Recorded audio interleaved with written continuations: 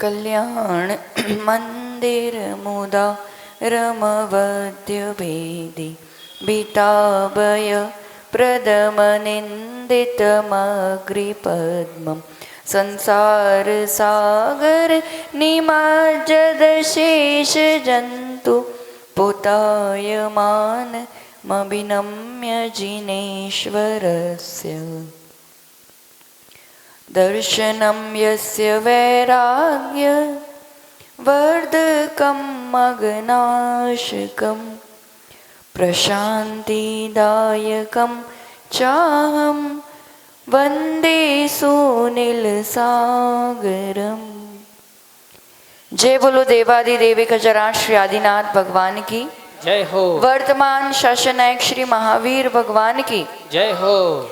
मुनिकुंजर ज्येष्ठाचार्य श्री आदि सागर जी महाराज की जय हो। तीर्थभक्त शिरोमणि परम पूज्य एक्सोनाचार्य महावीर कीर्ति जी महाराज की जय हो। युग श्रेष्ठ तपस्वी सम्राट आचार्य सन्मति सागर जी महाराज की जय हो। चतुर्थ पट्टाधीश्चर्य चक्रवर्ती एवं प्राण गुरु श्रेष्ठ आचार्य भगवान सुनील सागर जी गुरुदेव की जय हो। बोले आर कामा एक बंदामी अपनी कृतार्थ हृदय से हम लोगों को कृतज्ञ कीजिए माता जी। बंदामी। प्रत्येक के घर में प्राय करके 4 स्थान पाए जाते। सबसे पहला स्थान जहाँ घर के लोग भी बैठते हैं, बाहर के आने वाले भी बैठते हैं, जिसे हम ड्राइंग रूम कहते हैं, जहाँ हम अपनी समस्त उपलब्धियाँ दिखाना चाहते हैं। जितनी भी उपलब्धियाँ होंगी, ट्रॉफी, मेडल या जो भी अच्छी अच्छी चीज़ें प्राय करके अपन वहीं रखते हैं। दूसरा स्थान होता है जिसे हम शयन कक्ष या बेडरूम कहते हैं, जहाँ भोग विलास की सामग्रियाँ होती है और आगे के सुख साधनों के सपने देखे जाते हैं। तीसरा स्थान होता है जहाँ हम भोजन करते हैं, रसोई घर, जहाँ बैठ के सभी जल भोजन ग्रहण करते हैं और वो एक मुख्य स्थान कहलाता है। और ऐसा स्थान जिस स्थान को देख करके आप व्यक्तित्व की पहचान कर सकते। और चौथा स्थान बनाना नहीं पड़ता पर बन जाता है, मतलब जो टूटी फूटी और एक्स्ट्रा चीज़ें, स्टोर रूम, जो सब चीज़ें इकट्ठा करके जो रखी जाती है, जो दिखाना नहीं चाहते पर दिख जाती है। निज घर में, इस चेतन घर में भी समझो ऐसे ही स्थान बना के रखे हो। एक स्थान जो हमारी अभी तक की उपलब्धियों का स्थान, जिसे हम सबसे ज़्यादा पसंद करते हैं, ज़्यादा दिखाना चाहते हैं, अतीत से अब तक की जो सामग्री इकट्ठी की। दूसरा स्थान आकांक्षाओं का, इच्छाओं का, जो सपने बुन के रखे हुए हैं भविष्य संबंधी, वो एक कोना है। तीसरा स्थान वर्तमान का स्थान, जिसके पीछे हम पूरी भाग दौड़ करते जा रहे हैं। और चौथा स्थान जिसके लिए अलग से मेहनत नहीं करनी पड़ती है पर फिर भी अभी तक इकट्ठा होता आ रहा है, काम, क्रोध, ईर्ष्या, द्वेष, कषाय आदि, जिसे हम ना पसंद करते ना दिखाना चाहते, फिर भी दिख जाया करती है। ये जो अनावश्यक वस्तुएं, ये जो दुराभाव, ये जो विकार, ये जो कषाय इकट्ठा करके रखिए, उनका त्याग करना यही उत्तम त्याग धर्म है। जो मैं हूँ, जो मेरा ही है, वो रह जाए, और जो पर है, जो अनावश्यक है, वो छूट जाए। इसी का नाम त्याग धर्म है। त्याग विसर्ग, त्याग यानी छोड़ना, त्याग यानी देना। क्या छोड़ना? छोड़ना शब्द भी बड़ा भारी है। मैंने छोड़ा, तो कभी कभी लगता है मैंने इतना छोड़ा। ये कभी कभी अहम की भावना बन जाती है कि मैंने इतना छोड़ा, छूट गया। ये कभी कभी संक्लेश की, दुख की, विषाद की, इतना छूट गया। कभी गिर जाता है, गुम जाता है, छूट जाता है तो दुख होता है। घर में हम कचरा निकाल के, अब आप खुद निकालो कि दूसरे निकाले, जो भी निकाले, जब कचरा निकाल के अलग करते हैं, घर के बाहर करते हैं, तो अहंकार होता है कि मैंने इतना छोड़ा, या दुख होता है कि हाय इतना क्यों छोड़ना पड़ रहा है? होता है क्या? जब कचरा छोड़ते हैं, कचरा निकालते हैं, तो ऐसी कुछ भावना बनती नहीं बनती। छूट गए, अच्छा हुआ, निकल गया, उतनी निर्मलता बढ़ी, उतना हल्का हुआ, यही बात रहती है ना। वैसे ही जो कुछ भी अपने पास है, हमने ही अपने आप को छुड़ा लिया, सहज छूट गया, ये वाली जो भावना होती है, ये सहज रूप से त्याग की भावना, ये वास्तविक रूप से त्याग धर्म। ना कोई संक्लेश हो रहा है, ना कोई अहंकार हो रहा है, एक हल्कापन आ रही है, एक निराकुलता आ रही है, एक निर्मलता बढ़ रही, एक पराधीनता छूट रही है, एक आसक्ति छूट रही है। और छोड़ा नहीं, सहज छूट गया, मैंने अपने आप से उससे छुड़ा लिया। एक छुड़ा लेने की, वो मुझे क्या छोड़ेगा, वो छोड़े, उससे पहले मैंने ही अपने आप को उससे छुड़ा लिया। तब जीवन में वास्तविक त्याग धर्म, जो कुछ भी हमने स्वेच्छा से त्याग, कब संभव होता है? आप व्यवहारिक जीवन में भी देखना, व्यवहारिक जीवन में भी आप कब कोई चीज छोड़ पाते हैं? या तो वो अनुपयोगी लगे, कोई चीज अनुपयोगी लगे, निरर्थक लगे, तो सहज छोड़ देते हैं, है ना। वो भी इतना आसान तो नहीं होता है, एकदम फिट होना चाहिए कि नहीं चाहिए या निरर्थक ही है। और होता क्या है, ये सब जो अनावश्यक चीज है जो इकट्ठा कर करके रखी है, उसकी सफाई की बारी साल में एक आध बारी आती है ना। घर की इकट्ठी चीजें दिवाली पर सफाई होती है, और निज घर की जो ये इकट्ठा की हुई चीजें, उस पर थोड़ा बहुत ध्यान जाता है, वो 10 लक्षण पर। बाकी तो पूरे साल तो इकट्ठा ही होती रहती, नजर भी नहीं जाती। दिवाली पे सफाई करना हो और वो उस रूम में आप घुसो और एक चीज उठाई, दूसरी चीज उठाई, लगता है यार साल भर से पड़ी थी, कुछ काम तो आई नहीं, अब इस बार इसको निकाल देते हैं। एक मन ऐसा कहता, फिर दूसरा मन कहता नहीं यार रहन तो दे, क्या पता कभी, और ऐसा करके वापस वो चीज साल भर के लिए बंद। और होता क्या है, जब शुरू नया घर लिया था ना, और नया घर लेते सबको बताते तो बड़ा साफ सुथरा होता है, और उसमें स्टोर रूम जैसा ज्यादा कुछ नहीं होता है।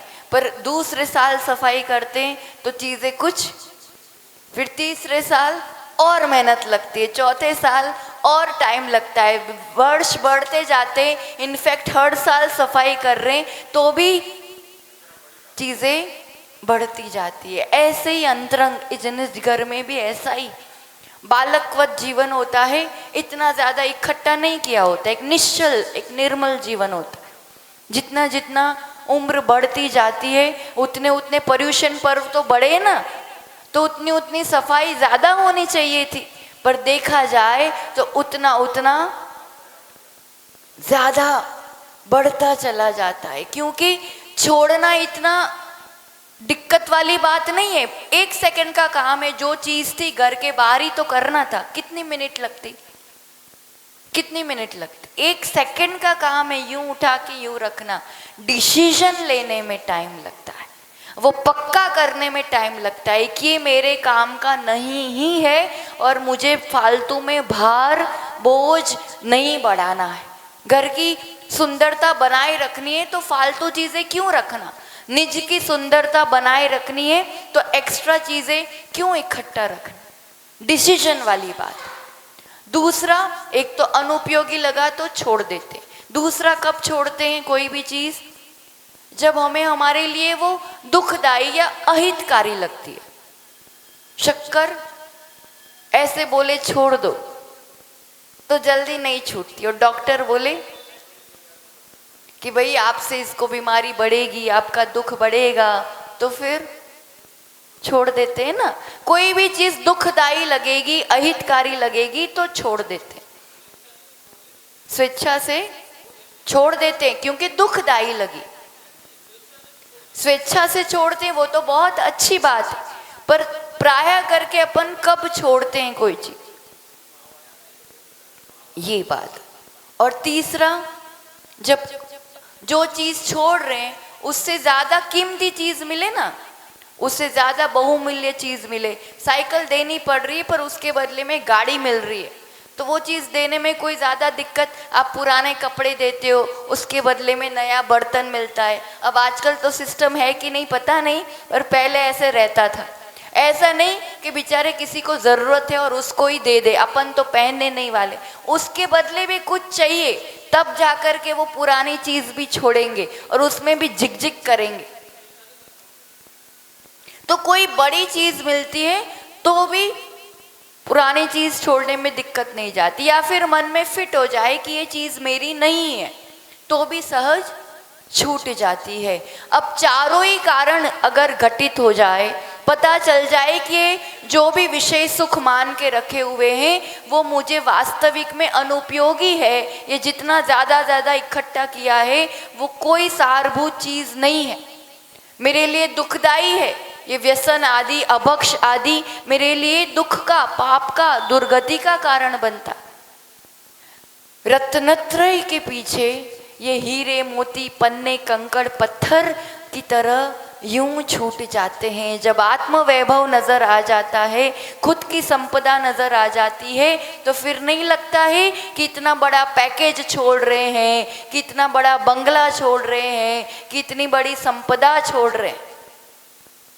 बाहर का छूटता हुआ दिखता है तो हमें लगता ओ इतना सारा छोड़ दिया, इतना सारा छूट गया, क्योंकि वो रत्नत्रय, वो निज वैभव नजर आ गया, वो नहीं दिख पाता। और सीधी बात है, मेरा क्या छोड़ा मैंने, जो मेरा था ही नहीं उसे ही तो छोड़ा है, ताकि मेरा है उसे मैं वास्तविक रूप में पा सकूं। तब जीवन में वास्तविक त्याग घटित होता है, जैसे तीर्थंकरों ने त्यागा। आज जो मुनिराज आदि सर्वस्व त्यागी जो कहलाते, और अपने जिन शासन में, वीतराग शासन में जिस रूप का त्याग धर्म प्रदर्शित होता है ना, ऐसा अन्य और कहीं भी नहीं, कहीं भी नहीं। पूर्ण रूप से राग का त्याग किया जा रहा है, तब जाकर के ये वीतराग मार्ग अपनाया जाता है। त्याग मतलब अंतरंग से उस ममत्व का, आसक्ति का, राग का त्याग। आप सब अपने आप को दिगंबर जैन कहते हो ना, और गौरवान्वित भी होते कि हम दिगंबर जैन हैं। अब दिगंबर मतलब क्या, इनमें से कौन दिगंबर है? ना हम दिगंबर है, ना आप लोग दिगंबर है। दिगंबर मतलब, हाँ, दिगंबर का मतलब क्या होता है? शब्द का अर्थ क्या होता है? अंबर मतलब वस्त्र। दिगंबर दिशाएं ही जिनके अंबर हैं, जिनके वस्त्र हैं। मतलब ये जो कपड़ा और छाल और किसी भी प्रकार का वैसा नहीं, दिशाएं ही जिनके अंबर हैं।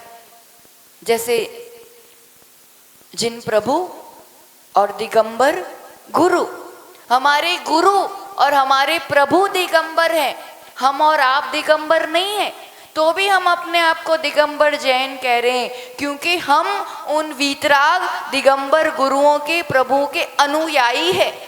उनको हम मानते हैं, उस त्याग की महिमा जानते हैं, उस स्वरूप को हम मानते हैं। हम सर्वस्व त्यागी दिगंबर के अनुयायी होकर के हम अपने आप को दिगंबर जैन कहने का गौरव प्राप्त करते हैं। अगर हम दिगंबर वीतराग मुद्रा को, दिगंबर गुरुओं को ही नहीं मानेंगे, उस स्वरूप के ही अस्तित्व को नहीं मानेंगे, तो हम अपने आप को किस हिसाब से दिगंबर जैन कहें? समझ में आ रहा है? सर्वस्व त्यागी आज भी होते हैं, और उसके बिना धर्म का स्वरूप बनता ही नहीं है। राग का त्याग, अंतरंग में अब उस वस्तु का विकल्प ही नहीं रहा, उसकी इच्छा ही नहीं रही। तत्संबंधी अभी आपने भी जो कुछ त्याग कर दिया है, उसका विकल्प आता है कि काश ये होता, नहीं छोड़ा होता तो अच्छा रहता, ऐसा कुछ होता है? होता है तो फिर वास्तविक त्याग नहीं है। छोड़ दिया तो छोड़ दिया। हम लोगों के जीवन का ही प्रसंग सुनाए। विहार चल रहा था और खूब ठंड के दिन थे। ठंड के दिनों में विहार और व्यवस्थाएं सब जगह और बड़ा संघ तो ज़रूरी नहीं है, वैसे पुण्य से मिल ही जाती है व्यवस्था, पर फिर भी परीक्षाएं भी होती है और हर बार एक सी व्यवस्थाएं नहीं जुट पाती। तो उस टाइम जैसी जो व्यवस्थाएं थी तो अब खुली सी जगह थी और जो थोड़ा बहुत सुरक्षा की जगह से था तो टूटी फूटी खिड़कियां और मतलब छप्पर भी नहीं है और वैसा स्थान। और रात बढ़ती गई तो ठंड तो खूब बढ़ती गई। अब उस ठंड के मारे कोई लेट के विश्राम भी नहीं कर पा रहा है, सब जाप में ध्यान में कैसे भी करके रात बिता दी। अब कुछ साधक है जो चटाई यूज करते हैं, बाकी लगभग आचार्य श्री हो या लगभग साधक ऐसे हैं जो कुछ भी प्रयोग नहीं करते। सुबह सुबह जब पहुंचे आचार्य श्री के पास, आचार्य वंदना का समय हुआ। आचार्य वंदना के बाद गुरुदेव मुस्कुरा देते, क्यों, कैसी बीती रात, सहज रूप से एक विनोद भाव से और पूछ लिया। तो सब अब नए नए दीक्षा लिए हुए और जो थे, गुरुदेव क्या बताए वो तो आपको भी पता है, आपको तो अब परिपक्व हो गए हो, आप तो अब उस चीज की आदत पड़ गई है, हमारे लिए तो थोड़ा कठिन हो गया था। तो आचार्य श्री पूछते, अच्छा बताओ, सच सच बताओ, क्या विचार आया, क्या याद आया। तो फिर उन नए नए दीक्षा वाले थे, उन सभी ने कहा कि आचार्य भगवान सच बताए तो इतना एक बार ख्याल आया था कि अगर एक आध चटाई और होती तो हम उसे ओढ़ लेते। आचार्य भगवान शाबाशी देते हुए कहते हैं कि बहुत अच्छी बात है कि जो तुम्हारे पास है उसी में से एक वस्तु का विचार आया कि एक चटाई होती तो वो रजाई गद्दे जो तुम छोड़ चुके हो उसका तो विकल्प नहीं आया ना, कि आज घर पे होता या ऐसा होता तो मैं आराम से। ये वास्तविक त्याग है, जब त्याग कर दिया तो उसके अंतरंग का विकल्प और राग का भी त्याग हो जाना चाहिए। और त्याग पूर्ण रूप से जब घटित नहीं होता है, भगवान महावीर का ये बहुत बड़ा उपकार है कि उन्होंने पहले उत्कृष्ट मार्ग बताया, श्रेष्ठ मार्ग बताया, और अगर वो नहीं एकदम से पालन होता है तो आप जहाँ हैं वहाँ पर भी मोक्ष मार्ग बन सकता है, वहाँ भी धर्म का पालन हो सकता है। श्रावक भी मोक्ष मार्गी है, श्रावक भी त्यागी है।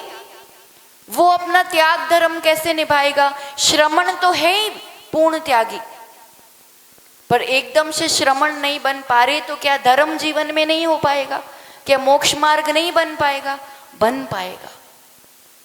श्रावक भी यथाशक्ति त्याग करे, इसलिए दान देना उसको भी त्याग धर्म के अंतर्गत ले लिया है। कमाओ, खूब कमाओ, नीति पूर्वक कमाओ, ईमानदारी से कमाओ, किसी को दुख दे करके क्षति करके मत कमाओ, पर जो ग्रहण कर रहे हैं उस ग्रहण के साथ विसर्जन भी होना चाहिए, उसके साथ देना भी चाहिए। ये भी त्याग धर्म के अंतर्गत आ जाता है। दानम पूयम मुखम, कुंद आचार्य भगवंत ने कहा है दान और पूजा श्रावक का मुख्य धर्म है, और ये धर्म नहीं है तो वो श्रावक कहलाने के योग्य ही नहीं है। अगर हम अपने आप को श्रावक कहलाना चाहते हैं तो दान और पूजा मिनिमम, देखो ऐसे तो षट कर्म कहे हैं, षट आवश्यक कर्म, पर पूरे नहीं भी कर पाते या प्रायोरिटी की बात है, प्राथमिकता की बात है, सबसे पहले क्रम पे रखने वाली बात है, तो क्या कहा, दान धर्म। दान किसे कहते हैं, दान की परिभाषा क्या होती है, तत्वार्थ सूत्र अभी सभी पढ़ रहे हैं, उसमें भी आती है। ये तो भेद हो गए, प्रकार हो गए। दान की परिभाषा, दान स्वस्याति सर्गो अनुग्रह, स्व और पर का अनुग्रह करना, स्व और पर के लिए त्याग करना, उपकार करना, ये दान कहलाता है। दूसरे का उपकार कर रहे हैं, दूसरों को दे रहे हैं, देना। अब दूसरों को दे रहे हैं तो खुद का कौन सा उपकार हो रहा है, मेरी तो उतनी चीज कम हो गई ना। दूसरों का तो उपकार हुआ, दिखता है सीधा कि मैंने उसको दिया तो उसका तो उपकार हुआ, खुद का कौन सा उपकार हुआ?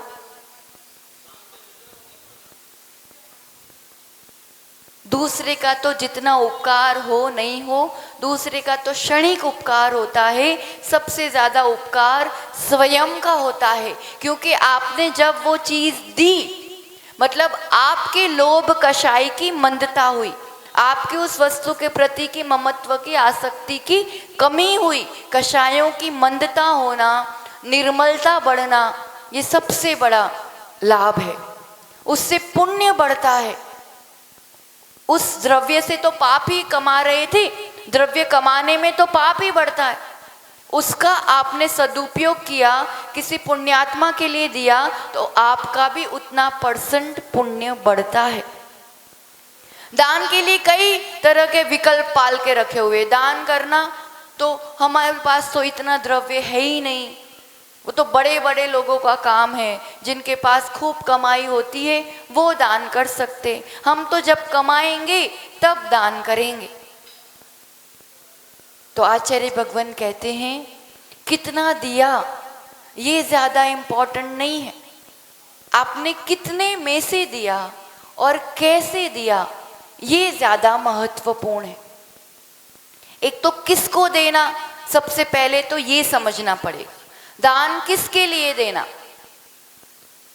दान जिसको देते हैं वो पात्र कहलाते हैं, और वो सत्पात्र होना चाहिए, सुपात्र होना चाहिए।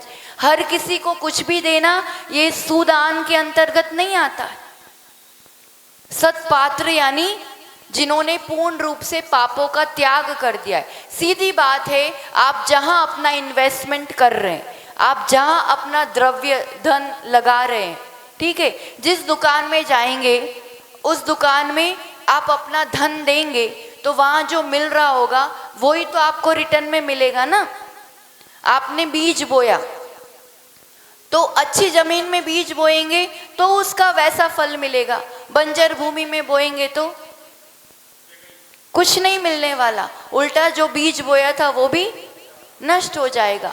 अपात्र को, कुपात्र को, ये सब जो दान देना ये सम्यक दान में नहीं आता है।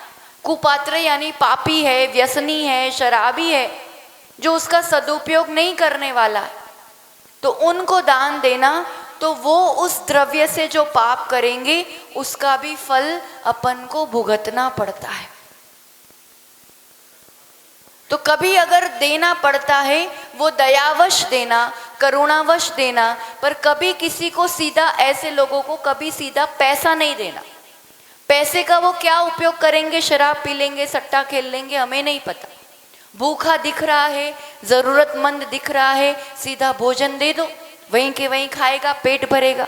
कपड़े दे दो, या तो उसके बच्चे नहीं पढ़ पा रहे, सीधी फीस भर दो, जहां उपयोगी वहां सीधा काम कर दो, पर ऐसे रूप से द्रव्य नहीं दो कि उसका दुरुपयोग करके उसका भी नुकसान हो, हमारा भी नुकसान। पशुओं को दान देना, कबूतर को दाना दे रहे हैं, कुत्ते को भोजन दे रहे हैं, ये सब करुणा दान है।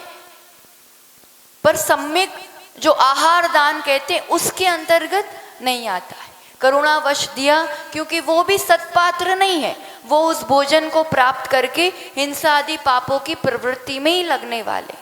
तो करुणा दान तो होना चाहिए। भूखे प्यासे आपके नजर के सामने आ रहे, कहीं दिख रहे, हाँ इतना है, किसी को भी देंगे शाकाहार भोजन देंगे, सात्विक भोजन देंगे, किसी को मांसाहार नहीं देंगे, चाहे भले वो उसका भोजन हो तो भी अपनी तरफ से अपन नहीं देंगे।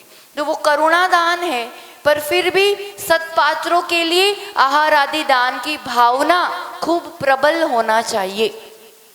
सत्पात्र जिन्होंने पापों का त्याग किया है, जो रत्नत्रयधारी है, जो मोक्ष मार्ग में अविरल बढ़ रहे हैं, जो चतुर्विध संग है, वो सत्पात्र है। दान 4 प्रकार। कौन से 4 संग?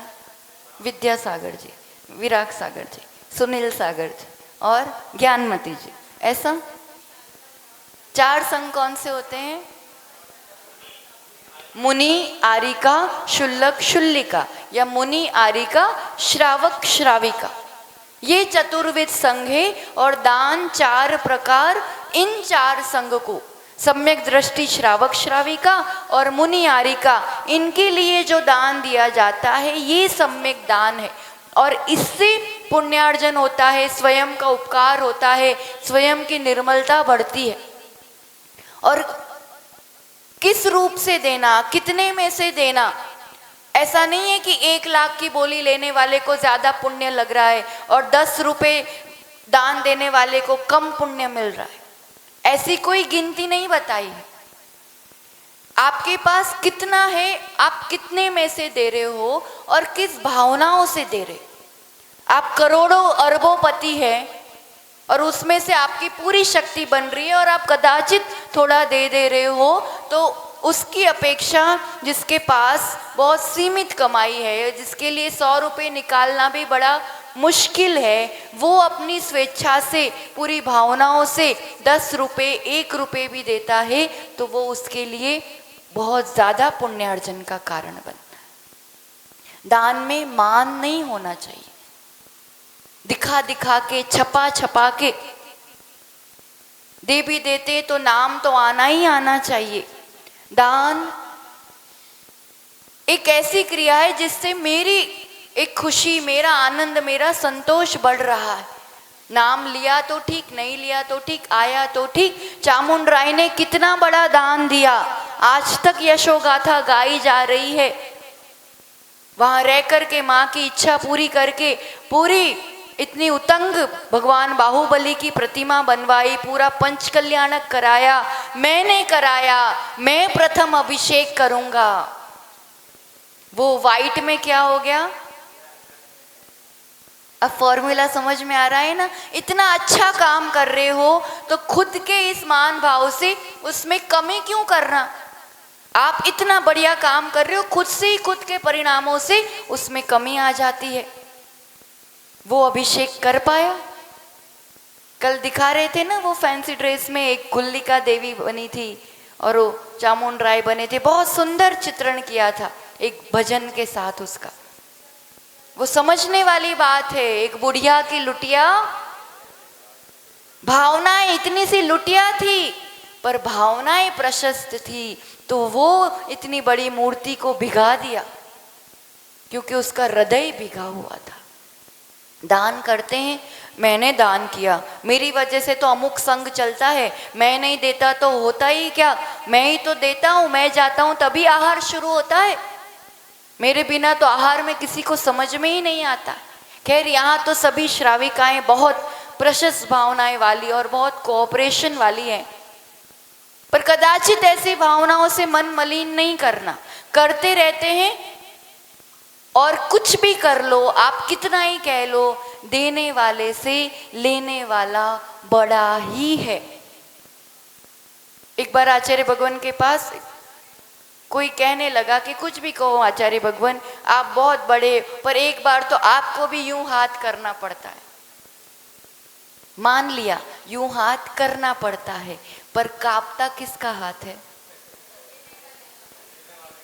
कांपता किसका है। और उसमें भी आप कितना ही देना चाहो, हम यूं ही कर दे, दो। अब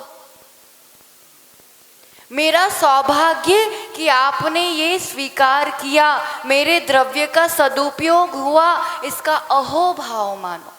लेने वाला बड़ा ही है, वो स्वीकार नहीं करेगा तो क्या करोगे अपने द्रव्य का। समझ में आ रही है बात। इसलिए बड़े दिल से करो, बड़ेपन से करो, पर अपने आप को बड़ा दिखाने के लिए नहीं करना, क्योंकि कार्य बहुत बड़ा कर रहे हो आप। अब भावनाएं भी प्रशस्त रखो, बड़ी रखो, जितना है उसमें से। एक शेठ चाहे कि मैं सबसे पहले शिखर जी की वंदना करूंगा, तो उसके पहले एक उनके जो भोजन बनाने वाली थी, सोचा मैं जाके आऊं, फिर सबकी रसोई बनानी है, वो ज्वार के दाने चढ़ा के आती है। और शेठ जी जाता है, मैं पहले जाऊंगा, रत्न चढ़ाऊंगा, पहले से वहां मोती, ज्वार के दाने मोती बन जाते हैं। आपका इतना सा द्रव्य बहुत सुकून देता है, बहुत लाभ देता है। इसलिए जो है जितना है उत्तम रूप से कहा है, आपकी जितनी कमाई है 50% खर्च करना चाहिए, 25% सेविंग्स करना चाहिए और 25% दान देना चाहिए। ये उत्तम रीति आचार्य भगवंतों ने बताई।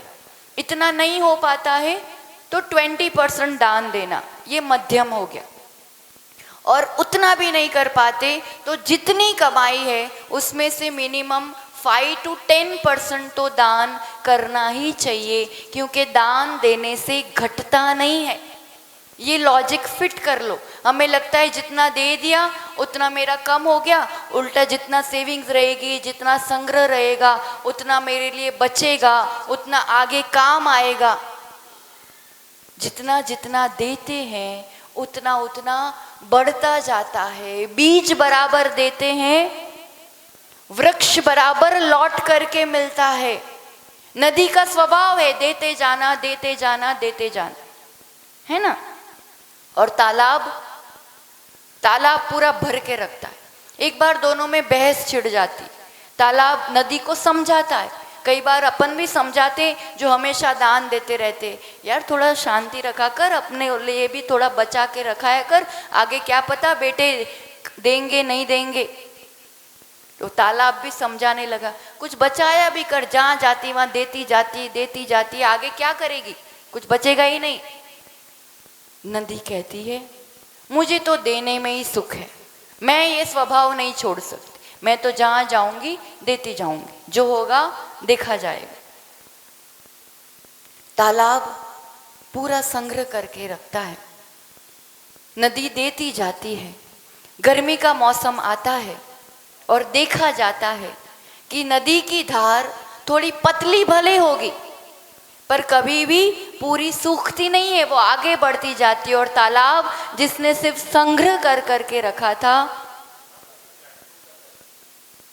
जोड़ते रहने से बढ़ता जाता है, ये भ्रम है।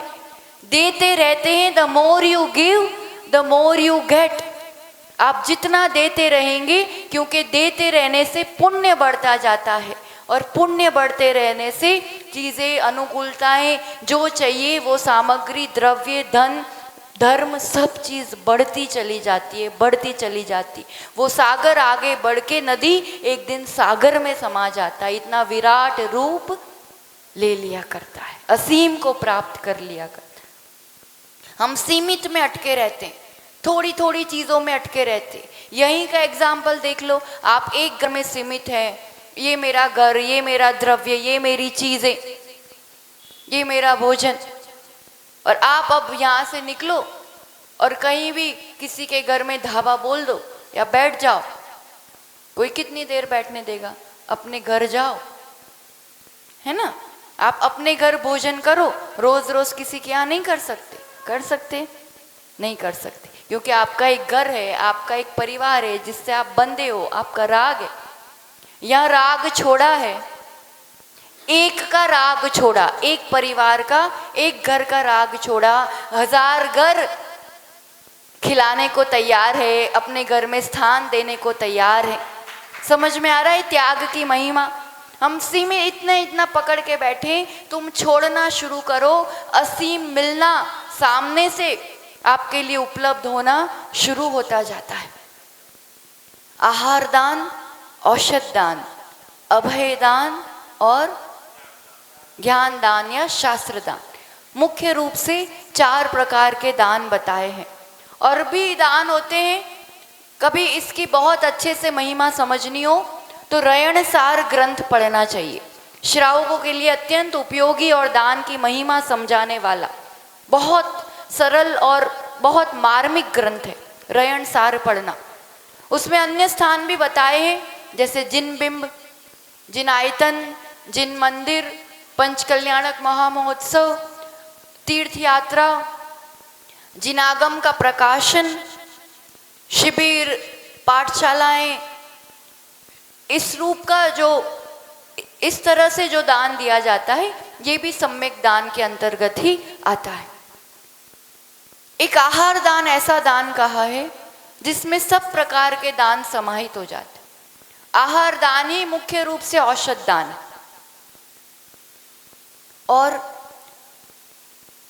ज्ञान दान उस आहार से ही तो स्वाध्याय आदि करेंगे, सबके लिए ज्ञान दान देंगे।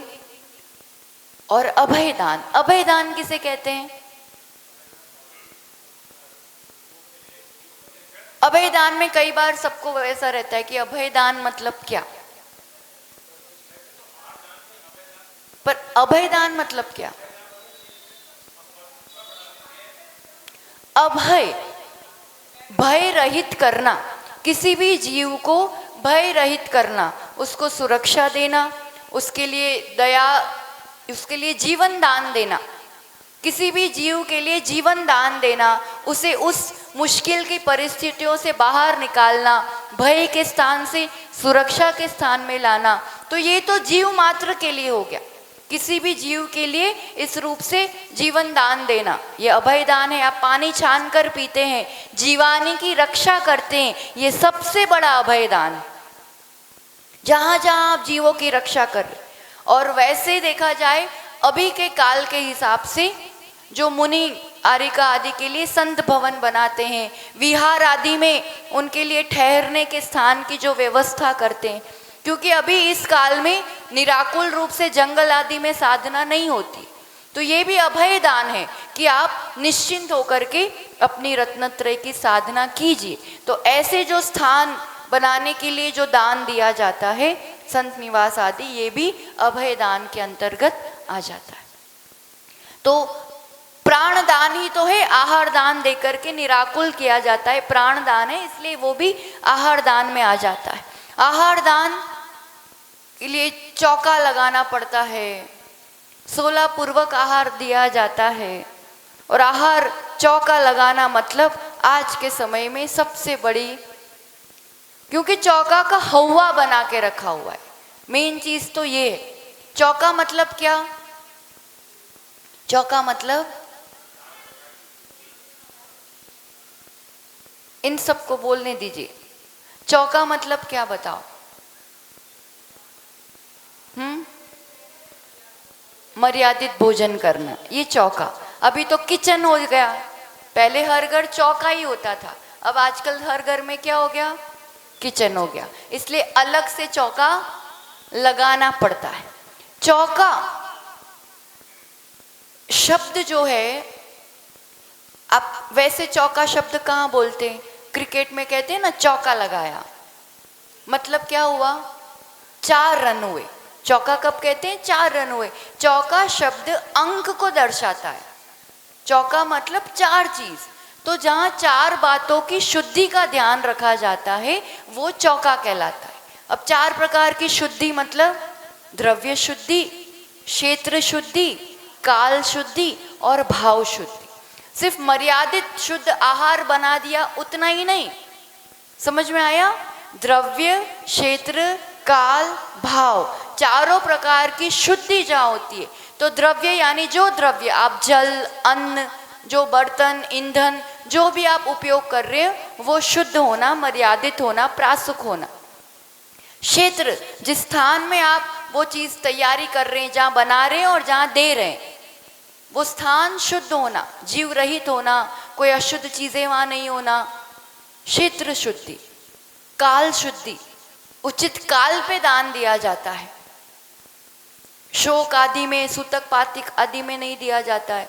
और फिर सामायिक काल आदि में, ग्रहण काल में, सूर्य ग्रहण, चंद्र ग्रहण आदि होता है, तो ऐसे उचित काल में, रात्रि में कुछ भी तैयारी नहीं की जाती है, दिन रहते ही सब पूरी तैयारी होती है। काल शुद्धि। और भाव शुद्धि है ही पूरे विनय से, आदर से, वात्सल्य से, माँ की तरह। उस समय वो दाता माँ की तरह बिना किसी विकल्प के भाव शुद्धि से आहार देता है। तो ये चौका। अब इसमें चौका मतलब 50 चीज़ें बनी होनी चाहिए, इतनी आइटम बनाना पड़ती है, फिर उतना कौन बनाएगा? मैं तो अकेला हूँ या 2 जने हैं हम घर में, फिर 4 जनों को बुलाना, ताम झाम करना, उसके लिए तो अलग से खूब तैयारी करनी पड़ती है। तो ये जो विकल्प पाल के रखें, इस भ्रम को हटाना। आप रोज प्रतिदिन अपने परिवार के लिए भोजन बनाते हो, वही चीजें हैं, बस थोड़ा विवेक और शुद्धि वाली बात है। बाकी आप 4 जन को बना के खिला सकते हो, एक अतिथि को और उसमें नहीं खिला सकते हो। खिला सकते हो आराम से। आप जो भोजन बनाते हो खाते हो एक मेहमान को, अतिथि को, वैसा ही करना है। कोई अलग से आडंबर नहीं करना है। अपन को दिखाना नहीं है कितनी कटोरी थी, कितनी थाली थी। और जो सच्चा साधु होता है वो उतना प्रासुक और मर्यादित और कम से कम और उतना ही पसंद करता है। जितनी ज्यादा तामझाम तो फिर उसमें अशुद्धि का भी विकल्प रहता है। उतनी शुद्ध घी आदि वह कहाँ से लाओगे? जितना ज्यादा बनाना उतना हड़बड़ में शुद्धि रह रही कि नहीं।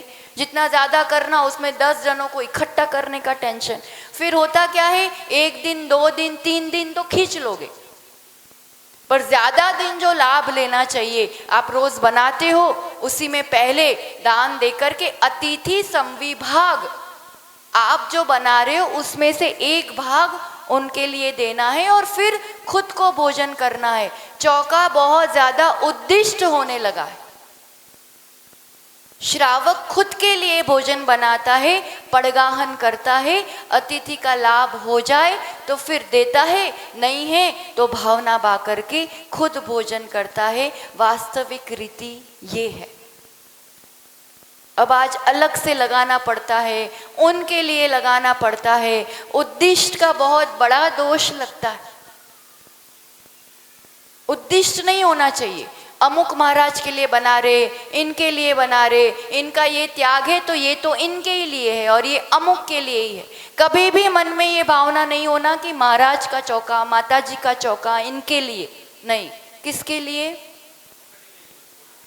खुद के लिए। कई बार कह के चले जाते हैं कि हमारा चौका है, आप आना। आपने ये बोल दिया हमारा चौका है, मतलब सच्चा साधु होगा वो तो दूसरे दिन आने नहीं वाला, पड़गान नहीं हो पाएगा, क्योंकि वो उद्दिष्ट का दोष लग गया। अब पता लगाना भी है, कुछ करना भी है, और बहुत दिन हो गए, आकुलता भी हो जाती है कई बार। तो अब 2 साधु हो, 3 साधु हो, 1-2 चौके लग रहे, वहाँ ज़्यादा नहीं होता है। बड़े संघ होते हैं और इतने ज़्यादा चौके लगते हैं, तो फिर लगता है कि कैसे बताया जाए, कैसे किया जाए।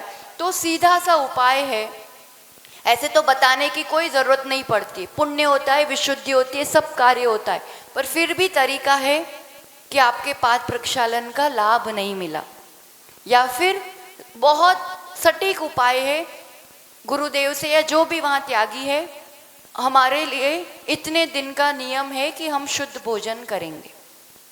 जैसे 10 दिन रुकने वाले हैं, 25 दिन, तो हम अमुक दिन का, जब तक यहाँ मुनि संग है तब तक हम शुद्ध भोजन करेंगे। हम 1 हफ्ता 10 दिन शुद्ध भोजन करेंगे। हो गया काम।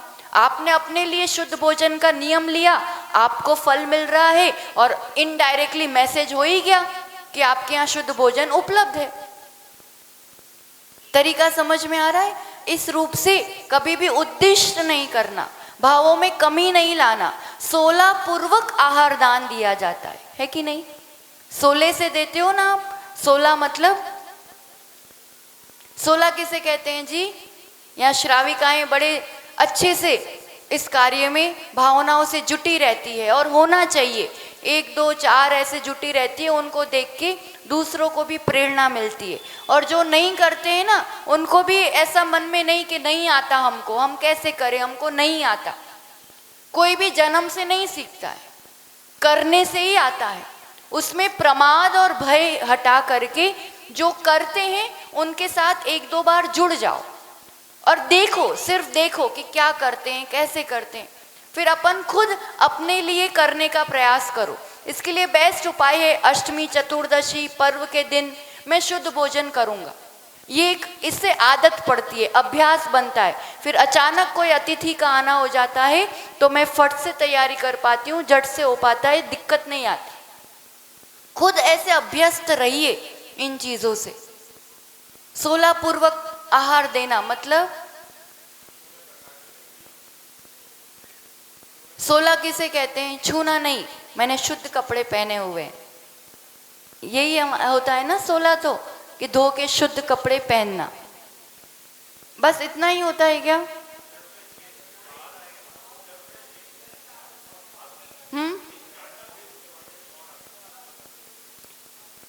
16 मतलब ये भी अंक है। 16 बातों का ध्यान रखा जाता है। हमने शब्द पकड़े हैं पर कहीं ना कहीं उसके मर्म तक नहीं पहुंच पाते। 16 प्रकार की शुद्धि या 16 बातों का ध्यान रखा जाता है, इसलिए इसे 16 कहते हैं, ना 15 ना 17। सिर्फ छूना छूना उतना ही 16 वाली बात नहीं, वो एक अंतर्गत एक चीज है। मुख्य रूप से 16 आता है, आप नवधा भक्ति पूर्वक आहार देते हैं तो 9 बातें तो यही आ गई। आहार दान कैसे होता है? नवधा भक्ति पूर्वक, पड़गाहन, उच्चासन, पाद प्रक्षालन, पूजन, नमन, मन शुद्धि, वचन शुद्धि, काय शुद्धि, आहार जल शुद्ध है। ये 9 बातें, ये नवधा भक्ति। अब 16 में कितने रह गए? और कितने रह गए? 7। ये 7 क्या होता है? और 7 और क्या आएगा? आप लोग दान देने वाले हो। दान देने वाला जो होता है वो दाता कहलाता है। आप जो श्रावक दे रहे हो ना, वो क्या कहलाएगा? दाता के अपने विशेष गुण होते हैं, अपनी विशेषताएं होती है, उन गुणों के साथ आहार दान देना चाहिए। छू गए में तो भूल से कोई छू जाए फिर तो कदाचित कभी हो भी जाता है अनजाने में। अपन जो कुछ कर रहे हैं कषायों की मंदता के लिए कर रहे हैं, विशुद्धि के लिए कर रहे हैं। छोटी छोटी चीजों के पीछे संक्लेश नहीं करना चाहिए। 7 गुण। सबसे पहला श्रद्धा गुण। श्रद्धा नहीं होगी तो कोई इतनी मेहनत नहीं करने वाला। ये एक सत्पात्र है, गुरु है, महान है, मोक्ष मार्गी है, इनके लिए मैं अपने द्रव्य का सदुपयोग करूं। श्रद्धा होना। श्रद्धा के बाद दूसरा गुण भक्ति। श्रद्धा और भक्ति में क्या अंतर है? हमें एक जैसा ही तो लगता है, अलग से भक्ति भी रखा है। भक्ति, श्रद्धा तो हो गया उनके पद का, उस गुणों का कि रत्नत्रयधारी है, सच्चे गुरु है, सत्पात्र है।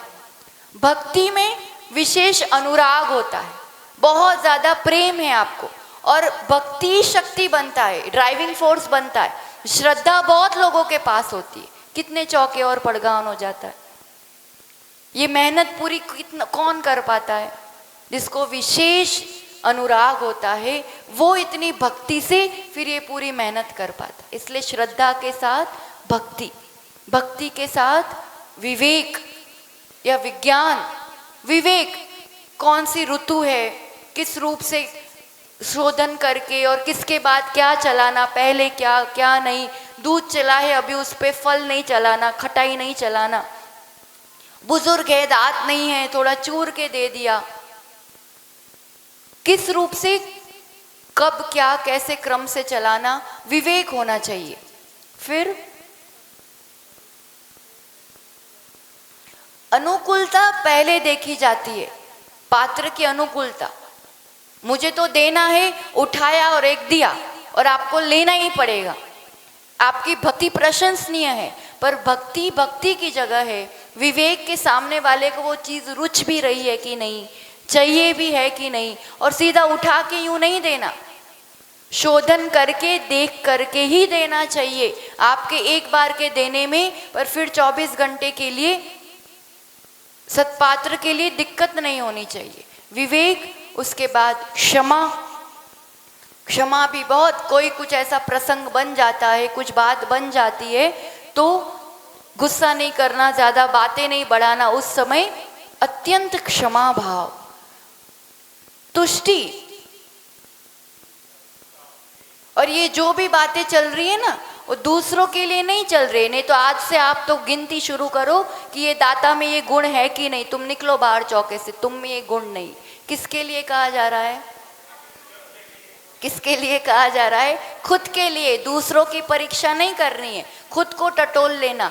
तुष्टि, संतोष, जो पात्र मिल गए कोई बात नहीं, शुल्लक मिल गए तो शुल्क। आज बड़े महाराज जी आने चाहिए थे और बड़े महाराज जी तो कहीं पड़क गए, अब ले दे के लास्ट में एक शुल्ली का हाथ आई तो भी कोई बात नहीं। मैंने ही पूरी मेहनत की, सुबह से मैंने बनाया और ये आ जाते हैं 10:30 बजे, वही मेन सीट पे बैठ जाते, हमें तो एक बार देने मिलता है। तो क्या करना, तुमने सुबह से मेहनत की, तुमने पुण्य कमा लिया, अब संक्लेश के पीछे, असंतोष के पीछे क्यों खुद से हानि कर रहे हैं। संतोष भाव, जितना देने मिला, जैसा माहौल, जैसी परिस्थिति, जैसा उस समय की अनुकूलताएं, अलोलुपता।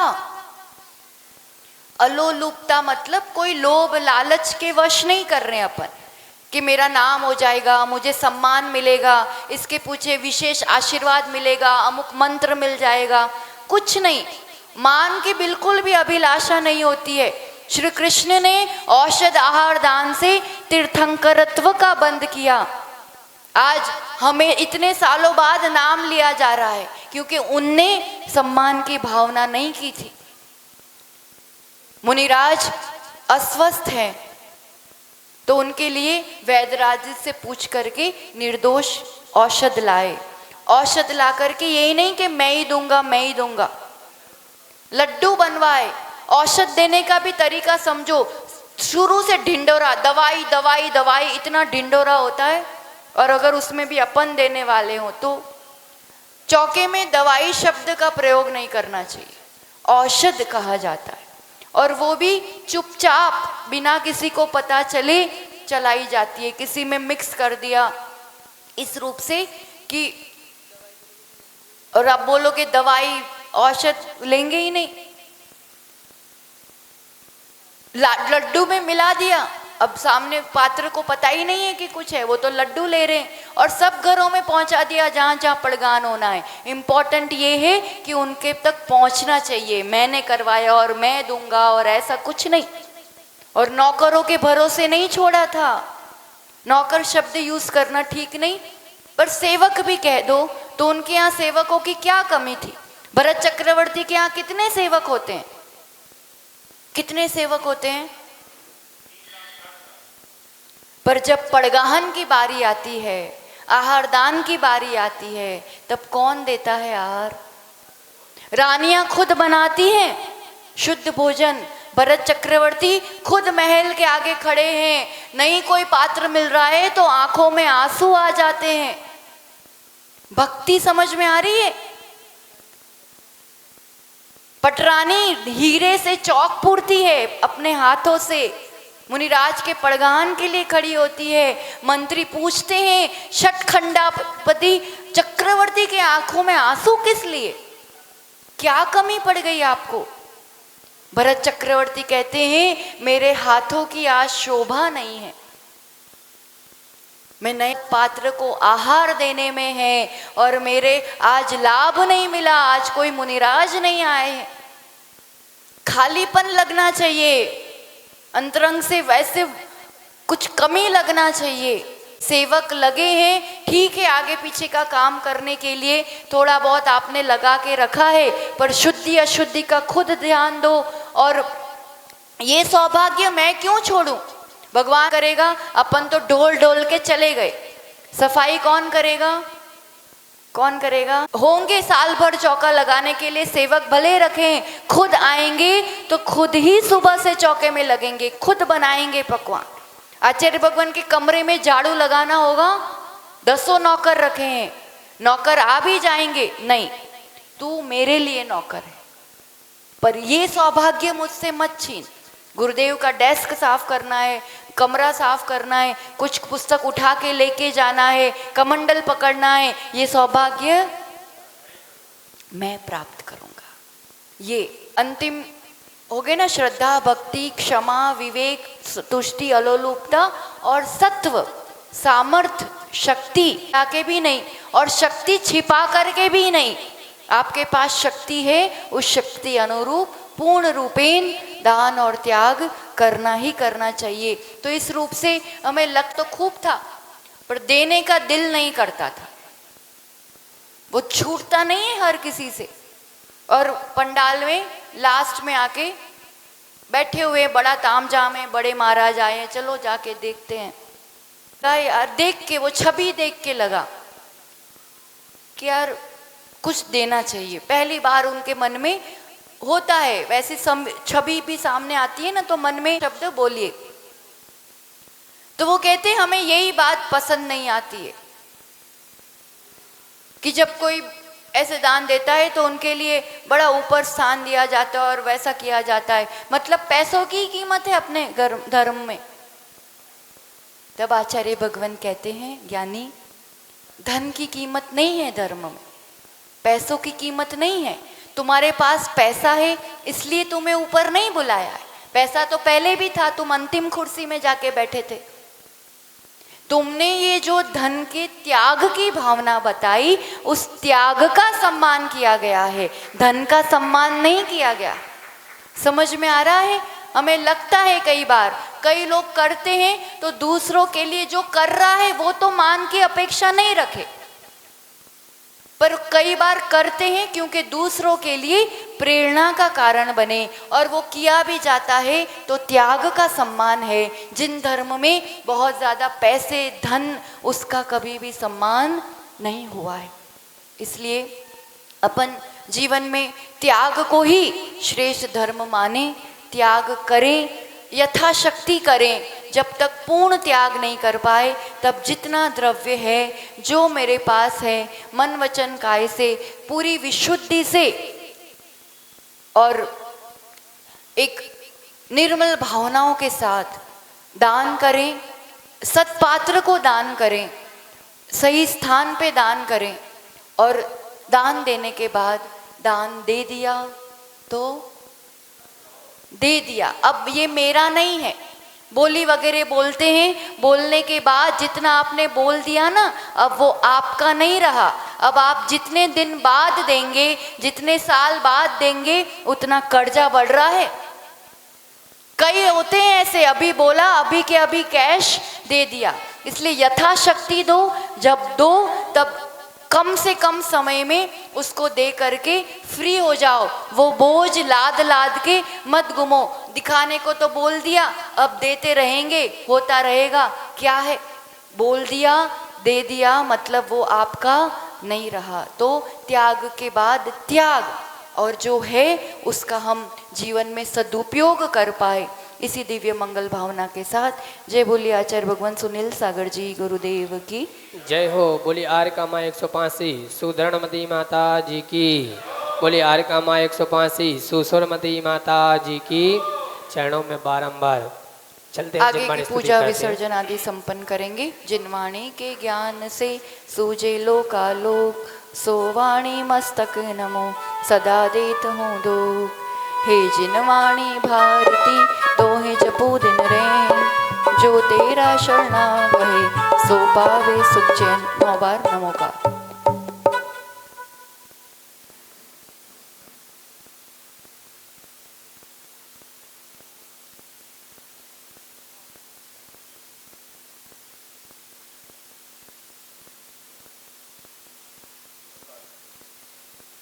दान का दिन है आज, यथाशक्ति कुछ भावनाएं भी बना सकते हैं आप उचित स्थानों पर दान देने के लिए। और कुछ करो ना करो, आज समय का दान अवश्य देना। संध्या को 6:15 बजे ठीक सभी आ जाना, तो अपन आरती करके फिर धर्म लाभ ले सके।